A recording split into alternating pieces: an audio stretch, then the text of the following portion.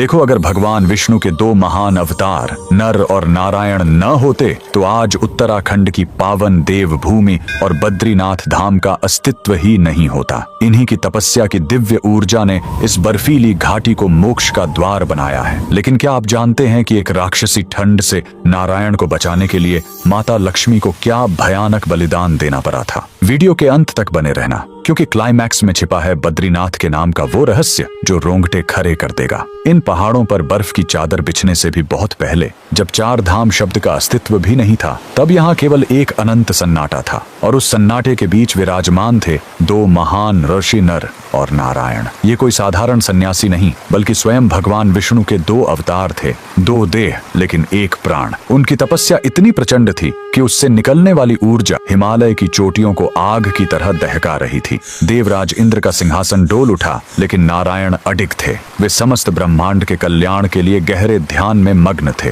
पर उस समय हिमालय की स्थिति किसी खूंखार राक्षस जैसी खौफनाक थी। हड्डियां गला देने वाली वो राक्षसी ठंड, जिस्म को चीरती हुई बर्फीली हवाएं और अंतहीन बर्फबारी। धीरे धीरे नारायण का शरीर बर्फ की परतों के नीचे दबने लगा था। वैकुंठ में बैठी माता लक्ष्मी से अपने स्वामी की यह दशा देखी नहीं गई। वे उस जमे हुए मरुस्थल में अपने आराध्य को खोजने निकल पड़ी। जब उन्होंने नारायण को उस कातिल ठंड के बीच गहन समाधि में देखा, तो उन्होंने एक ऐसा निर्णय लिया जिसने इस पूरी घाटी का इतिहास बदल दिया। माता लक्ष्मी ने स्वयं को एक बद्री यानी बेर के विशाल वृक्ष में बदल लिया। हजारों वर्षों तक वे एक छतरी बनकर नारायण के ऊपर अडिग खड़ी रहीं। वे उन पर गिरने वाली हर बर्फ को, हर तूफान को खुद पर झेलती रहीं। माता के उस निस्वार्थ बलिदान ने नारायण को उस विनाशकारी ठंड से बचाए रखा। जब युगों बाद नारायण की समाधि टूटी, तो उन्होंने देखा कि माता लक्ष्मी खुद बर्फ से पूरी तरह ढकी हुई हैं, क्योंकि माता बद्री वृक्ष बनकर उनकी रक्षक बनी थी। इसलिए नारायण बद्रीनाथ कहलाए, अर्थात